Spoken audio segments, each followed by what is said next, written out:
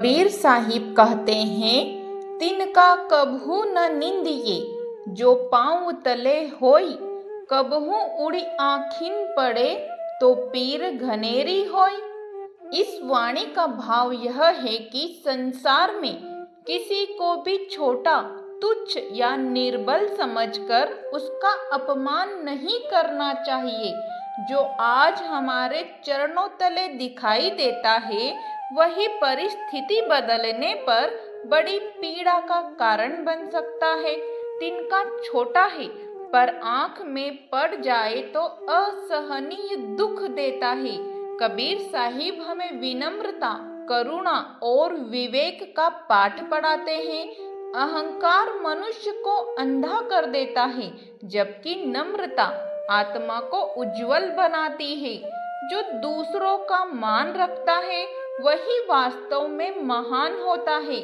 यह वाणी सिखाती है कि हर जीव में परमात्मा का अंश है, इसीलिए किसी का तिरस्कार नहीं, बल्कि सम्मान और प्रेम से व्यवहार करना ही सच्चा सत्संग और सच्ची भक्ति है।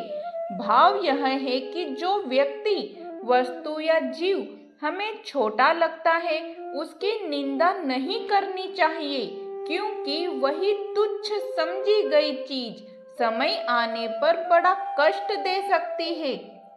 कहते हैं, अहंकार सबसे बड़ा अज्ञान है। बहुत मनुष्य जब ज्ञान, धन, पद या शक्ति पाता है, तो उसके भीतर अहंकार जन्म लेता है। अहंकार के कारण वह दूसरों को तुच्छ समझने लगता है। कबीर साहिब कहते हैं कि यही अहंकार आत्मा का सबसे बड़ा शत्रु है। जिस दिन मनुष्य किसी को तिनके के समान समझने लगता है, उसी दिन उसका पतन शुरू हो जाता है। जीवन का गूढ़ सत्य यह है कि जीवन परिवर्तनशील है। आज जो ऊपर है, वह कल नीचे हो सकता है। आज जो शक्तिशाली है, वह कल असहाय हो सकता है। कबीर साहिब हमें चेताते हैं कि परिस्थितियां किसी की स्थायी नहीं होती, इसीलिए किसी की वर्तमान स्थिति देखकर उसका मूल्यवान करना अज्ञान है।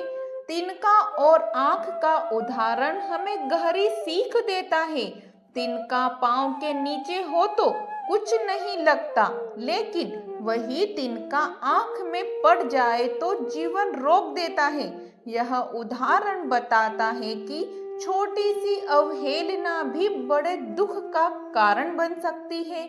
जो व्यक्ति आज आपकी दृष्टि में महत्वहीन है, वही व्यक्ति समय आने पर आपकी परीक्षा बन सकता है। सत्संग का वास्तविक अर्थ है, सत्संग केवल कथा सुनना नहीं, बल्कि मन को विनम्र बनाना, वाणी को मधुर बनाना, दृष्टि को करुणामय बनाना। जो मनुष्य किसी का अपमान नहीं करता, वही सच्चे सत्संग में बैठा हुआ है। गरीब का अपमान ना करे, सेवक को तुच्छ ना समझे, स्त्री, बालक, वृद्ध, रोगी किसी को छोटा ना आके, पशु, पक्षी और प्रकृति के प्रति भी करुणा रखे, क्योंकि परमात्मा हर रूप में विराजमान है। आध्यात्मिक रूप से तिनका हमारे भीतर के दोष है, जैसे क्रोध, अहंकार, ईर्ष्या, द्वेष।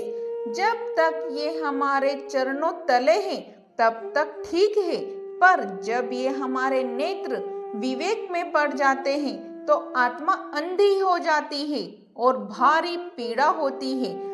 गुरु हमें यही सिखाते हैं कि अपने से छोटे को भी परमात्मा का रूप समझो।